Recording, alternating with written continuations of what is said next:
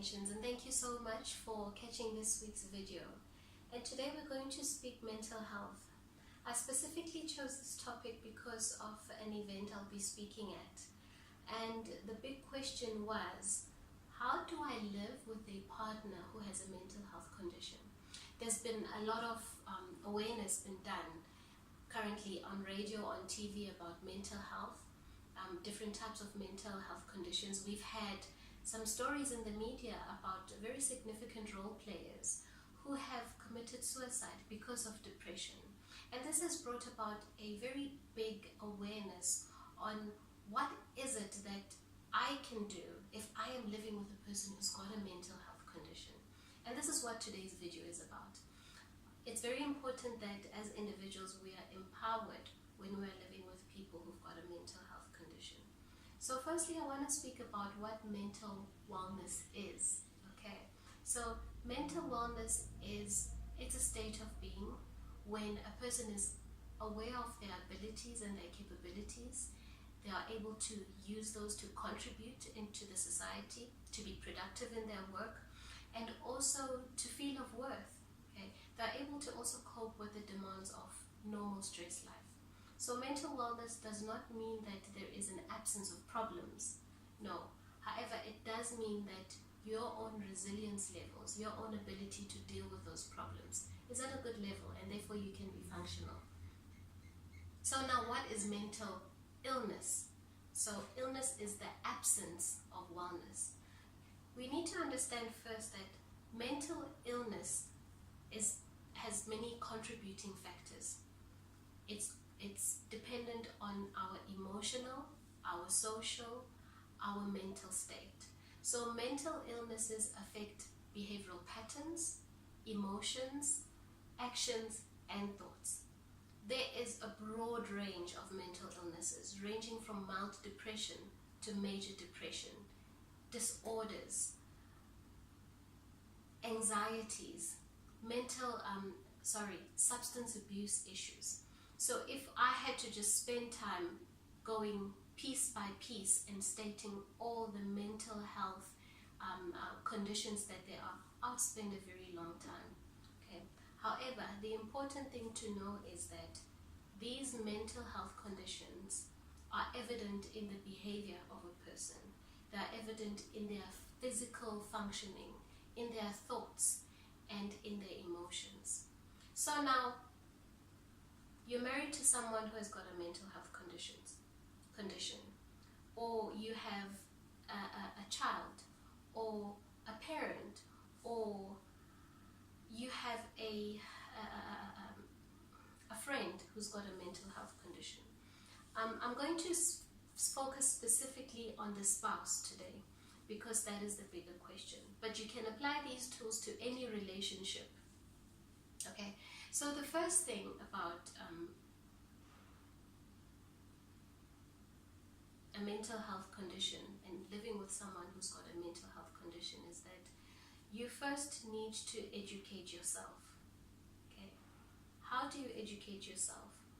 Dr. Google, speak to a professional, and speak to your partner. Ensure that you know what is out there, what information is out there about the condition that your significant other is experiencing. Is there a treatment plan? What type of plan can you put in place to assist them to deal with some of the impact that that condition has on them? Okay, and if possible, they need to be on that treatment. Treatment might be medication, but it might also be support through therapy. All right. Now, therapy is not only for the spouse who's got a mental health condition, it's for both of you. Okay. It is also important for you to educate yourself about your partner's feelings. Understand the state they go into when they're having an episode. Interview them. Ask questions. How do you feel when this happens? What are the thoughts that you have? How do you think I can best support you when you are in that place?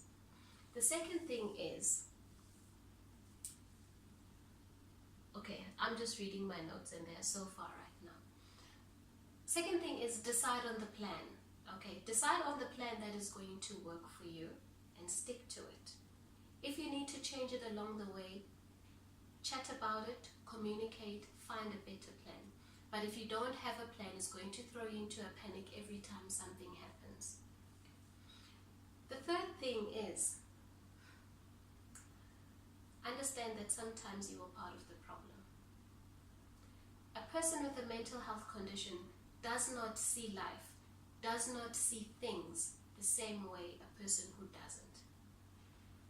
You might look at something and it might be a non-issue. They might look at the very same thing and it might be a massive issue. Do not impose what you think on them. It does not change their feelings. Understand where they are. Understand why they are there.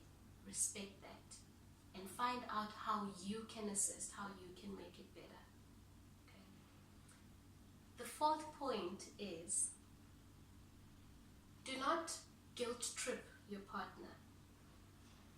Saying to your partner, there are people out there who are worse than you. You need to have more faith. Snap out of it. No-go zone. It won't work. Trust me. You need to understand where they are. Go to them where they are. Does it mean you agree with the fact that they are sad? Does it mean that you get it? No. But for you to be a significant support to them, you just need to be there. Genuinely so. And the last point, the fifth point is, be patient. Mental health condition can be a lifetime condition. And as a person grows, they change. Perhaps the plan needs to change. You need to constantly have that patience to keep up with it. Have the patience to keep investing in your relationship. Have the patience to find the joy in it. My last point for today is, when do I know it is time to walk away from a marriage or from a relationship where there is a mental health condition?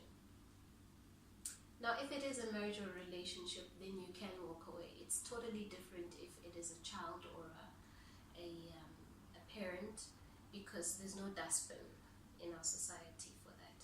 However, should you find yourself in a position where you are in imminent danger because of another person's mental health condition, do not think twice. Then perhaps it is time for you to consider going away, to consider cutting the relationship, or to consider getting that person into an institution where they will be safe and where they will not be a threat to the safety of others. I'm going to leave it there for today. We can never exhaust this topic. However, if you do have any questions or you want to speak about your own personal experiences, do email me at admin@preciseinterventions.co.za.